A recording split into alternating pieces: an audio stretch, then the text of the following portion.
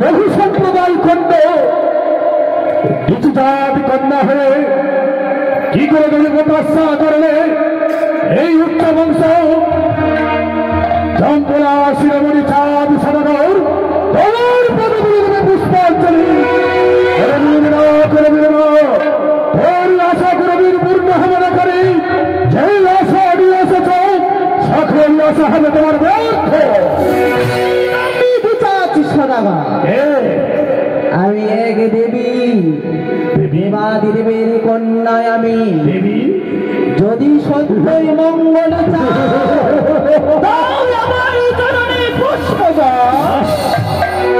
মঙ্গল মঙ্গল। তুমি আবার দেবী, তুমি দেবী নামে স্বীকৃতি চাও। আমি তোমায় কি বলি জানিস?